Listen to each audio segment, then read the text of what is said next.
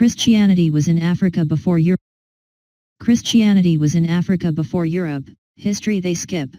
A study in early Christian geography, power, and memory. Opening today. Let's slow down and look at this carefully. There is a story many Christians have heard so often that it feels unquestionable. That Christianity came to Africa through Europe. That Europe was the birthplace of Christian theology. That the faith traveled outward from Rome, outward from the West, outward from whiteness. But history tells a quieter story. Not an angry one. Not a revolutionary one. A factual one. Tonight, I am not here to provoke you. I am not here to attack the church. I am not here to replace one form of pride with another. I am here to restore proportion. Because when we misunderstand where Christianity began to live, we misunderstand how it was meant to be understood. Have you wondered why this feels controversial? Some people hear the phrase, Christianity was in Africa before Europe, and immediately feel threatened. That reaction is important. Because truth does not usually threaten faith. Loss of dominance does. This episode is not about Africa being better. It is about history being honest. Christianity did not begin as a European religion, a white religion, a Western moral system. It began as a Middle Eastern, Semitic, colonized people's faith. And it spread first through Africa and Asia, not Europe. That is not ideology. That is geography. Considering the early Christian geography, let's map this slowly.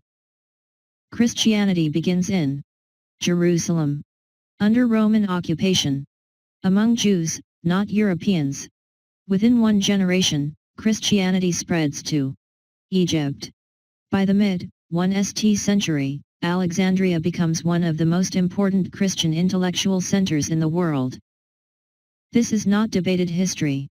Alexandria produced biblical scholarship, philosophical theology, early Christian catechisms, methods of scripture interpretation still used today. Long before Rome was theologizing, Alexandria was thinking. Ethiopia. By the 4th century, Ethiopia becomes one of the first Christian states on earth earlier than most of Europe. Christianity here was indigenous, liturgical, scripturally grounded, not imposed by conquest. North Africa. From Carthage to Numidia. Church structures, councils, Christian legal thought, ethical theology, all flourishing before Christianity was politically powerful in Europe. Europe, at this stage, was still persecuting Christians, politically pagan, theologically underdeveloped. This is where context matters. Then you would want to ask how Europe became the default memory. So how did Europe come to be remembered as Christianity's origin rather than its later center? 3 reasons. 1. Political power. When Christianity becomes the religion of the Roman Empire, Rome gains theological authority by default. History is often written by those who control education, canon formation, institutions. 2. Colonial transmission. Centuries later, Christianity arrives in Africa, Asia, and the Americas through European empires. Not as early Christianity, but as imperial Christianity. The messenger replaced the message. 3. Selective memory. European Christianity preserved. European theologians. European councils. European interpretations. And quietly minimized. African intellectual contributions. Eastern theological frameworks. Non-Western spiritual expressions. What was never written is just as important as what was. So, the question is what was lost in the process? When Christianity was filtered primarily through European culture, something subtle happened. Faith became legal before relational, doctrinal before communal, institutional before mystical.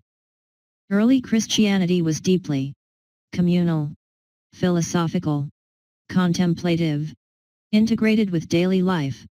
Not emotional performance, not fear-based compliance, but wisdom. This does not mean European Christianity is false. It means it is incomplete when treated as universal. And why is this matter today? This matters because it explains why many believers feel spiritually intelligent but emotionally suffocated. It explains why scripture sometimes feels smaller than it should. It explains why faith became something to defend instead of something to explore. When history is flattened, faith becomes fragile.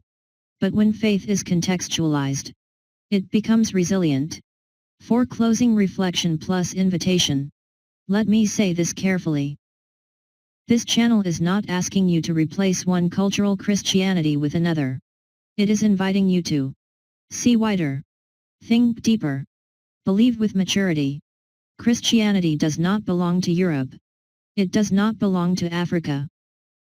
It does not belong to empire. It belongs to truth, context, and lived wisdom. And when we remember that, faith becomes quieter, stronger, and freer. Now, if this reflection stirred something not outrage, but thought, I invite you to respond. Comment below. What part of Christian history were you never taught but wish you had been? If this conversation feels necessary, you may like, share, or quietly return. In the next episode, we will explore what the Bible meant before we turned it into religion. Until then, let's keep asking better questions.